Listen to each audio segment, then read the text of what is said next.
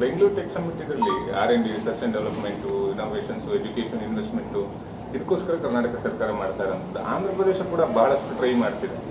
Let anyone compete with us. ಈಗಾಗಲೇ ಮಹಾರಾಷ್ಟ್ರದ ಉಪಮುಖ್ಯಮಂತ್ರಿ ಹೇಳಿದ್ದಾರೆ, ನಮ್ಮಿಂದ ಬಿಟ್ಟುಬಿಟ್ಟು ಎಲ್ಲ ಬೆಂಗಳೂರು ಕಡೆ ನೋಡ್ತಾ ಇದ್ದಾರೆ ಅಂತೇಳಿ ನಮ್ಮ ಮಹಾರಾಷ್ಟ್ರ ಡೆಪ್ಟಿ CM ಹೇಳಿದ್ದಾರೆ.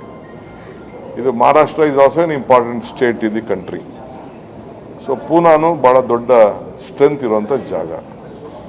ಅವರು ಒಂದು ಆಕರ್ಷಣೆ ಮಾಡ್ತಾರೆ. ಪಾಪ ಆಂಧ್ರ ಅವರು ಈಗ ಹೊಸ ಸ್ಟೇಟ್ ಆಗಿದೆ, ಅವರು ಅಟ್ರಾಕ್ಟ್ ಮಾಡ್ತಾ ಇದ್ದಾರೆ, ಬೇಕಾದಷ್ಟು ಇನ್ಸೆಂಟಿವ್ ಕೊಡ್ತಾ ಇದ್ದಾರೆ, ಅಷ್ಟು ಅವರು ಅಟ್ರಾಕ್ಟ್ ಮಾಡ್ತಾರೆ. ಬಟ್ ಏನೇ ಇನ್ಸೆಂಟಿವ್ ಕೊಡಬೇಕಲ್ಲ, ಬಟ್ ನಿಮ್ಮ ಹತ್ರ ಇರೋ ತಲೆ ಅವ್ರ ಹತ್ರ ಇರುವಲ್ಲ.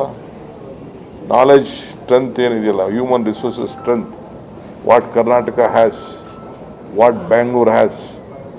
ಯಾಕೆ ಮೊದಲೇ ನಿಮ್ಮ ಬೆಂಗಳೂರಲ್ಲಿ 1905 ವಿದ್ಯುತ್ ಶಕ್ತಿ ಪ್ರಾರಂಭ ಆಯಿತು? 1905 ಬೆಂಗಳೂರಿಗೆ ಮೊದಲು ಸ್ಟ್ರೀಟ್ ಲೈಟ್ ಬಂತು. ಶಿವಸಮುದ್ರದಲ್ಲಿ ವಿದ್ಯುತ್ ಶಕ್ತಿ ಪ್ರಾರಂಭ ಆಯಿತು. ಕೋಲಾರ ಗೋಲ್ಡ್ ಫೀಲ್ಡ್ಗೆ ಕರೆಂಟ್ ಹೋಯಿತು. ಇದು ಇಡೀ ಏಷ್ಯಾದೇ ಮೊದಲು ತಾನೆ. So we are the beginners.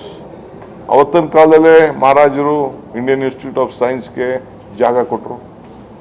ಆವತ್ತಿನ ಕಾಲದಲ್ಲೇ ಟೆಕ್ನಾಲಜಿ ಬೆಳೀತು.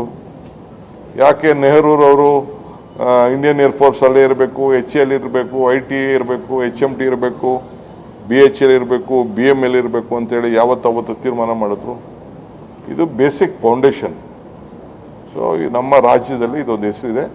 ಇದು ಬರೀ ನಾನು ಕಾಂಗ್ರೆಸ್ ಅವರೇ ಮಾಡ್ದೋ ನಾನು ಮಾಡಿದೆ ಅಂತ ಹೇಳಲಿಕ್ಕೆ ತಯಾರಿಲ್ಲ, ಸಿದ್ದರಾಮಯ್ಯನವ್ರು ಮಾಡೋರು ಅಂತ ಹೇಳಿದ್ದಾರೆ. ಮೊದಲಿಂದ ಕೂಡ ನಮ್ಮಲ್ಲಿ ಮಕ್ಕಳು, ವಿದ್ಯಾರ್ಥಿಗಳು, ಇಂಜಿನಿಯರ್ಸು, ಡಾಕ್ಟರ್ಸು, ಸರ್ಕಾರಗಳು, ಎಲ್ಲ ಸರ್ಕಾರಗಳು ಅವ್ರದ್ದೇ ಆದಂಥ ರೀತಿಯಲ್ಲಿ ಸೇವೆ ಮಾಡ್ಕೊಂಡು ಬಂದಿದ್ದಾರೆ.